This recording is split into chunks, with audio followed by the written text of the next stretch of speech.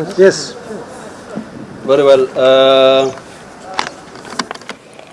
Ladies and gentlemen, this is a statement by leadership from the Pokot community on the security situation and humanitarian situation in Kapedo and Suguta Valley region.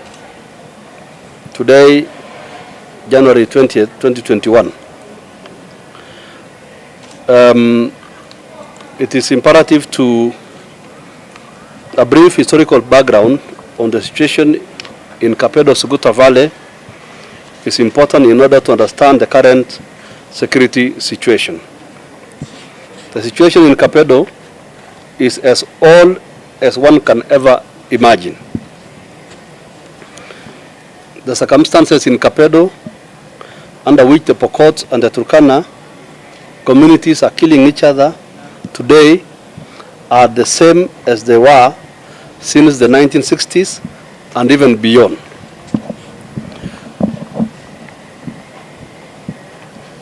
The response by the national government from then up to now has always been the same.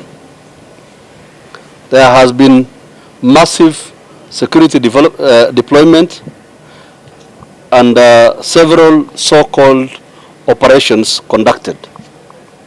People have been arrested, some have been killed or detained, thousands of livestock killed, and some have been ferried away. But the problem has remained the same to date, and there is no end in sight. As we speak to you this evening, the government is applying the same measures that it has done before.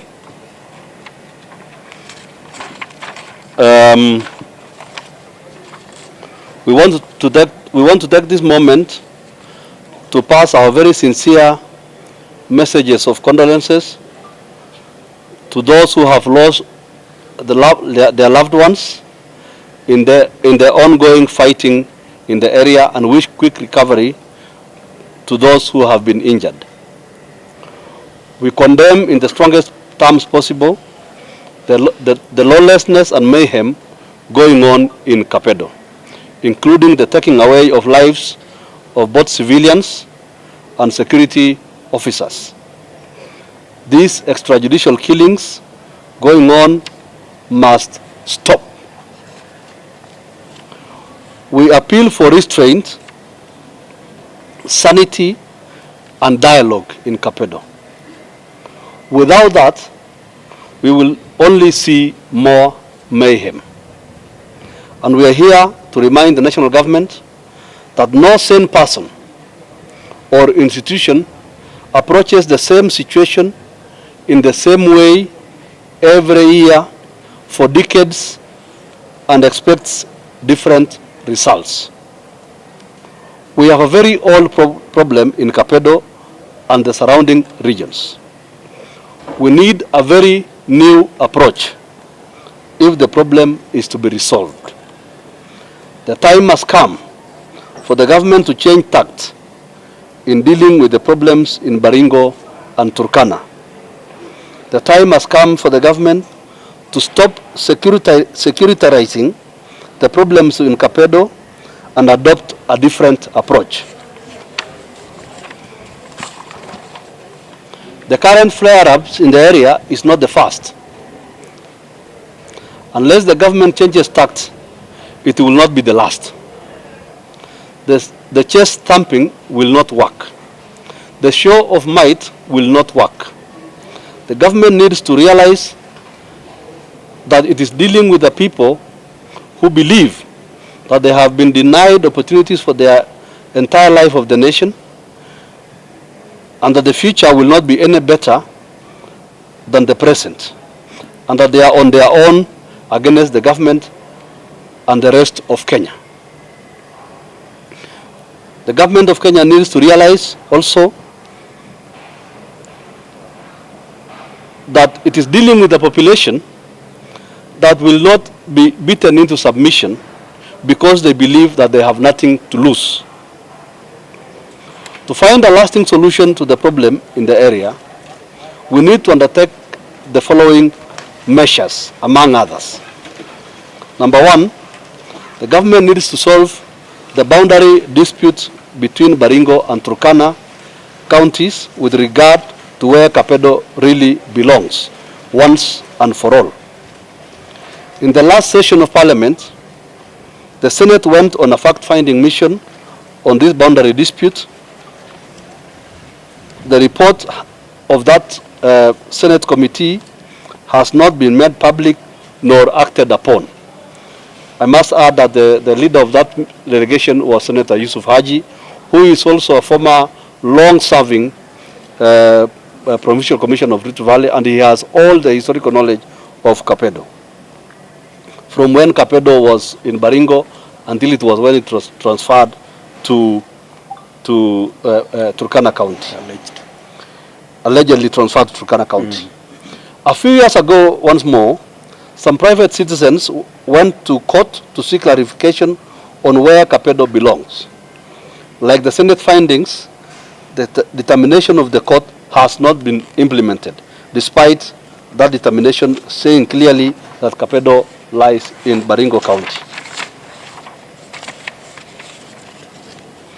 Away from the boundary issues, Kapedo and the surrounding regions are crying for massive economic Marshall Plan. I want you to underline this, massive economic Marshall Plan.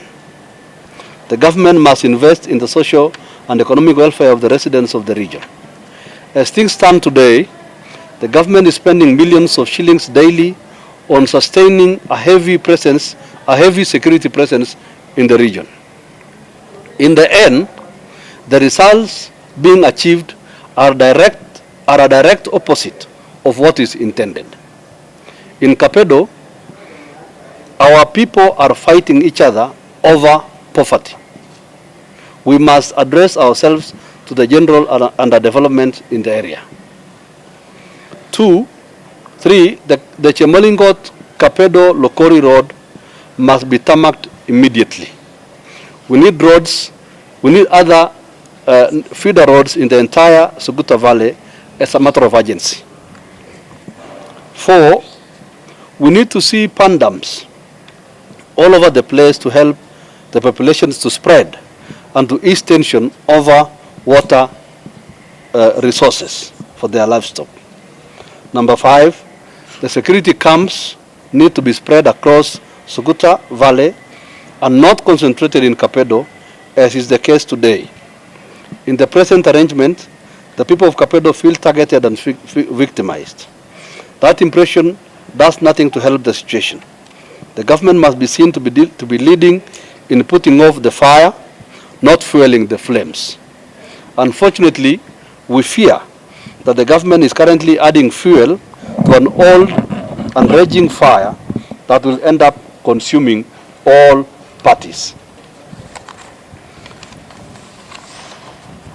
Kapedo and its, number 6, Kapedo and its surroundings need a massive investment in education and other social welfare programs on a priority basis. Finally, in the BBI negotiations, we had wanted Tiaty constituency, where Kapedo falls, to be made a special county, just like Lamu, to enable the area deal with its unique challenges. Although that never came to pass, there is still room for the government to be part of the solution and not part of the problem. And time is not on our side. This is a statement by me, Honorable Kamketia, Samuel Pogisho, Honorable Moroto, and Honorable Catherine Mukenyang, Speaker, County Assembly of West Pokot. I will allow my colleagues to say one or two.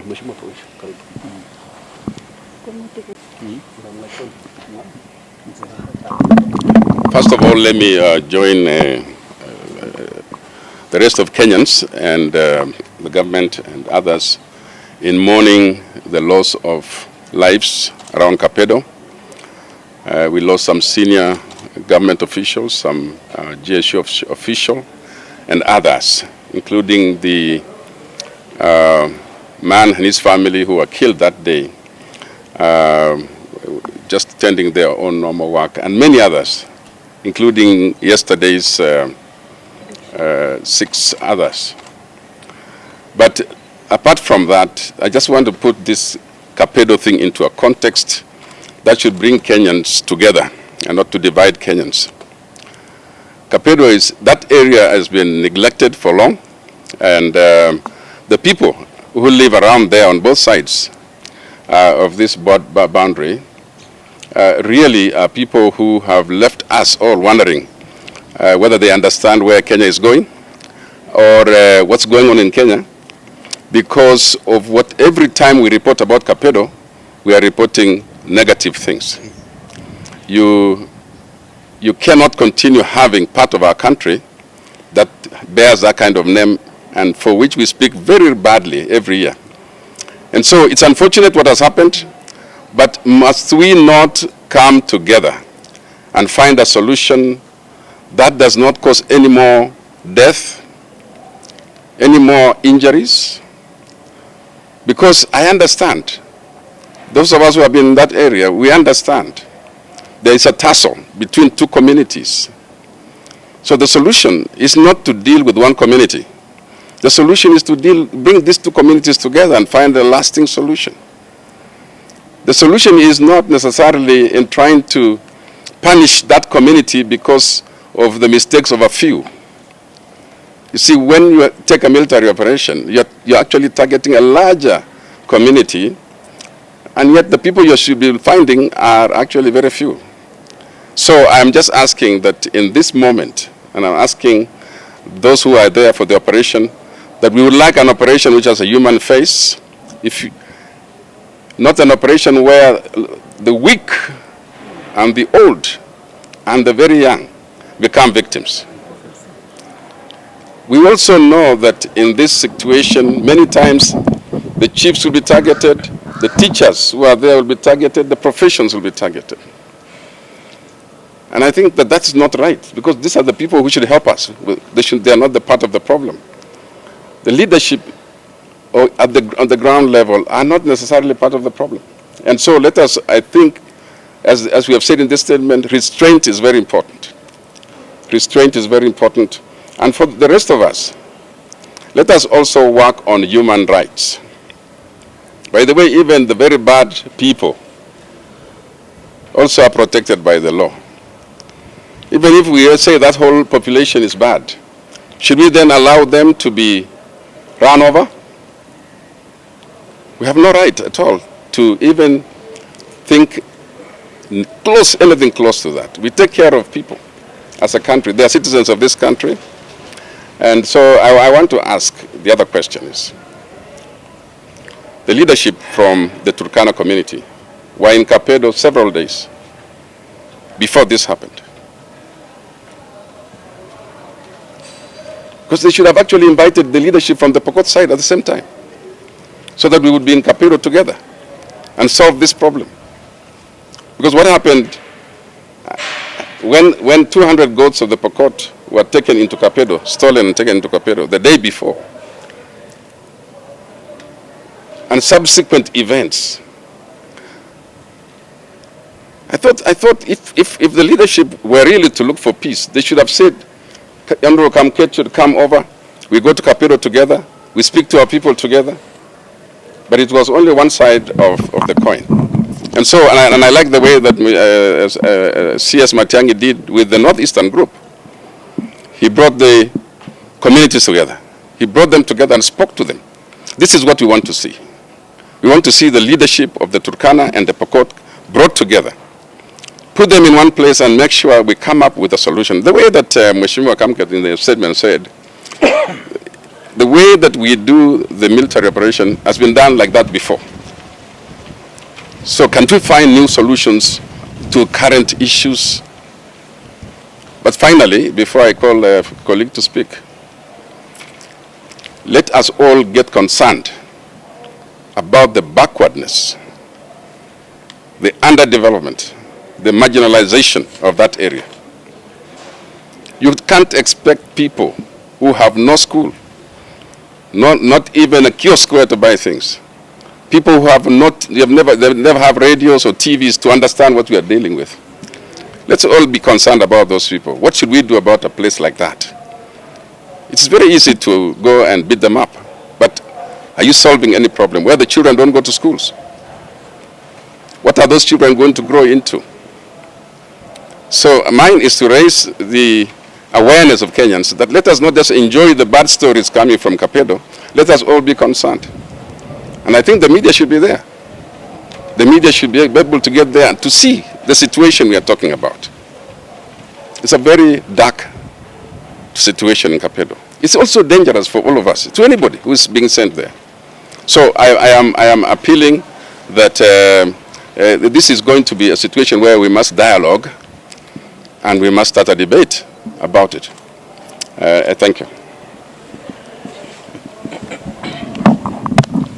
Basi wacha nibadilishe ni Mheshimiwa Moroto MP Kapenguria.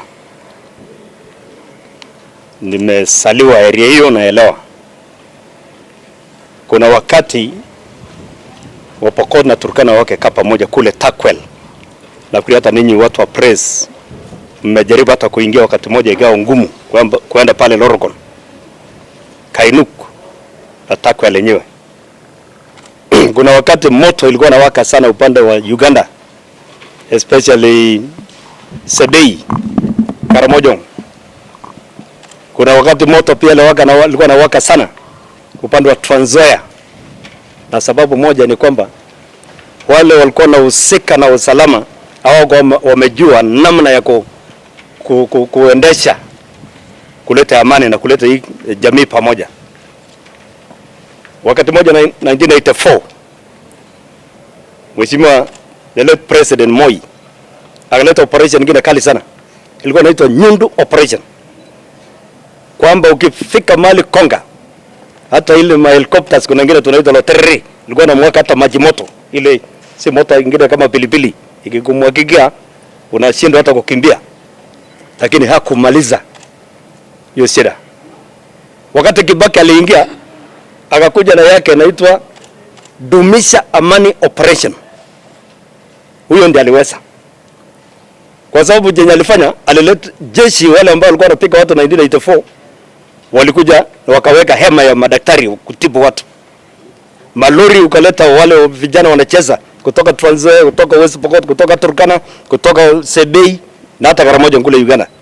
Wanaweka na ile malori kwenda kucheza pamoja. Ikawa ni ile malori ya jeshi ikasaidia watu. Kama mtu anataka kwenda makutano kununua vitu ama Kitale, wanaingia. Ikaleta sasa uhusiano karibu. Hospitali ikawa free. Jeshi wakuja kuchimba maji na kutengeneza mabarabara. Sasa ukitaka kutoka West Pokot tunaenda kusumbua watu Trans Nzoia kwa sababu ya maji. Utaulizwa ni nini unatafuta na maji yako ulichimbia upande ile nyingine. Na mambo ikaenda polepole. Sasa hizi nafikiri tunaanza kwenda ile ya 84. The current regime. Hii mambo ya na hii kwanza inakuja kwa worst. Nafikiri itakuwa kama ya Amin Dadai kule Uganda. Ile ambayo mtu akishikwa uone tena huyo mtu. Kuna MC alitolewa hapa Kabaret. Mwili yake anaitwa Minito kutoka Baringo Tiaty. Mali mwili yake ilipatikana ni mpaka ya Ukambani kule. Nini limtoa na alikuwa hoteli akaitwa kwamba kuja toka nje. Watu wakafikiria ameitwa na kumbe anaingizwa gari, mwili peke yake ndio ilipatikana. Mwingine akaletwa pati mzuri, dadana ni MCA. Watu wanang'ang'ana mpaka akarudia hapa Kabara. Mungu yake akasimama akarudishwa. Wajamaa wawili na wanne walikuwa kotini Kapenguria. Kwa sababu ya mambo ya ng'ombe. Walienda market kununua ng'ombe. Ikasema ngana hii ng'ombe ni ya wizi. Kidogo wakati wanaendelea na court, wanamaliza court wakaambiwa kumrudi tarehe 26. Kutoka nje ndio wanaambiwa ingeni hapa hivi, naonekana mko kumaliza kuna kitu moja mnataka kusaini. Na ni watu ambao hawajasoma sana. Mwili wao kesho ulipatikana hapa Iten Forest.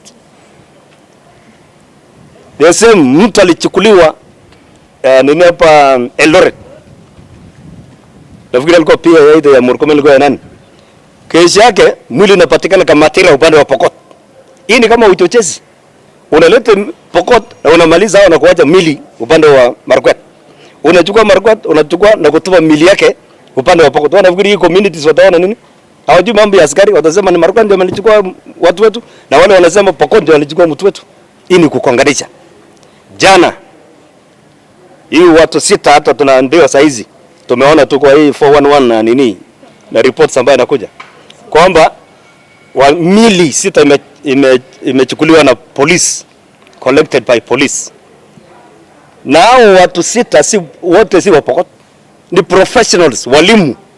Hata kuna headmaster of a primary school, kuna human resource person ya TSC ya kule, hata kuna na mwanafunzi na wengine wa high school, na kuna mwingine anafanya na IPC. Mmoja hata si Pokot, karibu wawili si wa Pokot. Lakini sasa watu wanakaa tena kwa town, wanachukuliwa kwa bar. Badala sasa kupeleka kwa cell ili wajibu kama kuna makosa, mili ndio narakotwa leo. Tunaambia hizi serikali huwa hata wewe nawe utakufa. Hakuna wakati hii dunia haiwezi kaa mpaka mwisho. Hata yangu mimi najua siku zangu hata nikihesabu niko naelekea mwisho. Na tutakutana na Mungu huko juu kama nikifanya mabaya, kama ni mazuri, kama ni mabaya ndaambia warudi chini. Basi tutakutana na nyinyi juu ama turudi na nyinyi moto. Wacha hii serikali mlipewa na wananchi. Hii tulipikiwa ninyi kura. Mimi ni mtu wa Jubilee. Na tukawapatia kazi. Sasa kwa nini mnaua hata innocent people? Wale hawana hatia, hata watu wanatembea. Saizi wale wanaumia saizi ni wazee. Na wachungaji wale watoto wadogo. Wanafikiri wakora wako wapi? Si wamepanda mlima. Kama vile nilimesema wakati wa Kibaki alitumia ile uhusiano ya watu wa security pamoja na raia, wakora walishikwa.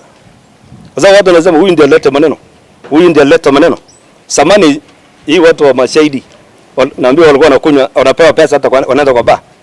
Wanalewesha mtu, wanaanza kuropoka maneno yote. Lakini siku hizi hakuna, hata wananyimwa, hakuna namna wanafanya investigation. Ni watu wachache ndio wanarokota tu kama watu wanakula ya COVID. Ni hii ya security, hata hii watu ya kutuma the security huko, kuna pesa inaenda kukulwa huko. Mimi nazungumza kwa sababu this is my government. Mimi nili campaign for na hata mimi nikachakuliwa ndani. Watu kwa sababu watu walikuwa na imani. Lakini wale watu ambao tulikuwa naambia hii ndio serikali mzuri, wanawawa, wataona nini baadaye? Okay, thank you. Yeah, my name is Catherine Mukenyang, the Speaker West Pokot County Assembly, and I've joined today my colleague leaders with a lot of pain in my heart as a mother and a woman born and bred in Pokot community, and maybe as a matter of fact, or to give a brief history. Since I've grown as a Pokot girl and a woman now, this is the 22nd operation I'm experiencing and witnessing.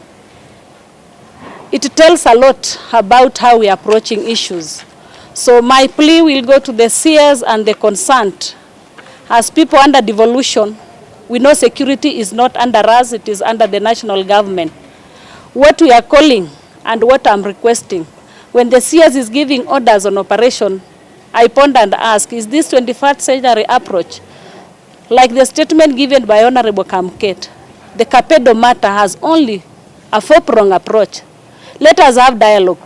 Let us address the root cause. Why are these communities, why are these people fighting? First of all, it is the resources. Secondly, it is the marginalization. And thirdly, the approach the government is using. Like the 6 people who were picked at Chemolingot Center yesterday, these are youngsters, they are professionals, they were from office, they are just resting in a pub somewhere. Then a government vehicle picks youngsters. Then you are reported as a parent that your son is no more. And we want us to trust that the government is protecting us. Mine is a question, is this government there to protect us or it is killing us? And this community around Kapedo and its environments is a neglected community by all regiments of government. It is high time I call upon the government of the day. Let us change tack. Let us address the root cause of the issue. It is not hard to make a decision that Kapedo lies in Baringo. And for those of us who grew in that environment, the history of Kapedo is with all of us, and the church, especially the Full Gospel Church, is the church that started that center as a missionary center, and it was being manned under Baringo County. So let Natembeya and the team, let us give the high-level government the real facts on the ground. Secondly, the MPs that camped in Kapedo for over 5 days, and they were calling that they are under siege. Kapedo towards Turkana side, driving to Lomelo and Lokori, was open. So we wonder whether that siege was manufactured or it was real. So I'll also presume that they were inciting the community. Before their presence in Kapedo, there was calm and peace. The two communities were interacting. They were having their ceremony safely, their marketplace at Ameyan, their marketplace at Chesitet were fine. But after we had that call that people are in Kapedo in the name of distributing food. So I call upon intelligence, I call upon the government. It is high time we as Pokot community, we need the Kapedo and the Suguta Valley matter be settled once and for all. We have peace. Let the social amenities be availed to our people. Where there is no water like Kapedo, no school, only the security details are given to the Turkana side. The Pokot in Tiaty, they have no security. What will the people resort to? And these people are scrambling for those meager resources. So it is the approach that faulting the government. It is not operation. As I'm aging, the 22nd, I don't know the few years that God maybe will add to me. If this is the approach to continue, and we've been losing lives in every operation that comes. It is not less than 50 people we lose. It is not less than 100 and thousands of our animals are lost. So I call upon the seers and the concerned. Kindly, we call for restraint, we call for sanity. Let us have a human heart. Those are human beings too, and they have a right, as indicated and said by my colleagues who have spoken. It is really paining as a woman that we are not sure of the lives of our youth, even children who are going to school, even our market, the shopkeepers. We do not know what will happen tonight, because these army officers or the GSU officers, they go to the field, but at night they come and cause mayhem in the houses. The women are raped, the children are killed. So it is not a normal operation. So we call for restraint. Let us have dialogue. Let us have the two communities. Let the bandits be sorted soberly. It is not everyone in Kapedo who is a bandit. And I think it is high time for the government. All the government machineries are there. We can use our normal or the technology of this day to trace the bandits. We cannot show might and pretend that we are solving the problem. Furthermore, the people living in Kapedo and its environments, they have no even a house. They just live in open spaces under a tree. And tomorrow they are moving to another village where they're in search of water and pasture. So if you are bringing armored vehicles to kill those innocent people, there is no dispensary.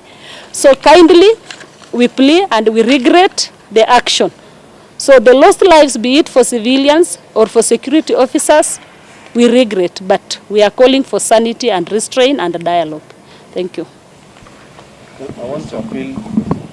Sorry, I want to say, sorry, I know your hands are tired. To His Excellency the President of the Republic of Kenya, Mheshimiwa Uhuru Kenyatta, to consider de-escalating, asking his minister to de-escalate the operation, because it can only get worse. The situation in Tiaty now is so bad, and I'm sure they are not fully briefed on what the police officers on the ground are doing. As we speak now, after Loruk, at the boundary between Baringo North and Tiaty, police officers have erected a roadblock. All vehicles going to Tiaty are turned back.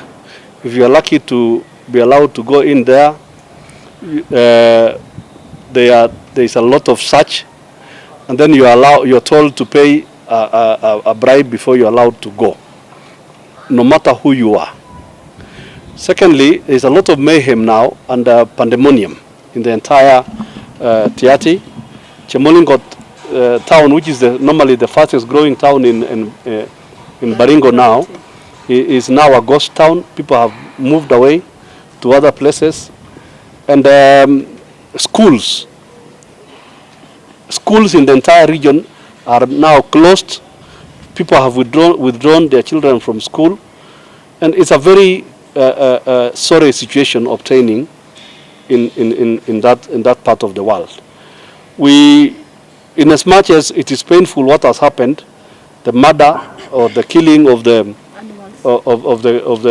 police officer, there has been subsequent killing, and even before there was killing of civilians by security officers, including those who were killed last night, innocent professionals who are just having a drink somewhere in Chemolingot. It's a very sad situation, and it can only get worse. But is this the country we want to live in? Sure. I want to appeal to the President to consider de-escalating the situation. We have not been invited as leaders to come and dialogue. Not me as member for parliament for Tiaty, not the member of parliament for Turkana East, and even the neighboring, and the other leaders, even the MCAs and other leaders. We have not been called to dialogue. We went to Kapedo like 3 months ago, about 2 months ago actually, on a peace mission. It did not work as exactly the way we expected, but it still has impact. Any solution to peace always requires dialogue. Something. Thank you. Question. Messias Martin yesterday said you as leaders were part of it, but he needs to deal with some leaders from Nigeria while also hearing this. Well, I do not know where the CS got his intel from, because at least not me, Mheshimiwa Kamket. I do not know which leader he was referring to, because I am on record as being a champion of peace ever since I got elected. I may be loud-mouthed politically, okay? But in terms of being a champion of peace, I have been at the forefront from the time I was elected. Even when I was the Speaker for Baringo, I've always been a champion for peace. So, and you know, it is the easy thing in these issues is always to try and blame leaders. That's the easiest thing, and try to blame leaders, and because I do not know which leader. Even my colleague, member of parliament for Turkana East, is as frustrated as I am. Okay, because we deal with these situations every other time. Yeah. Nicholas from CAS.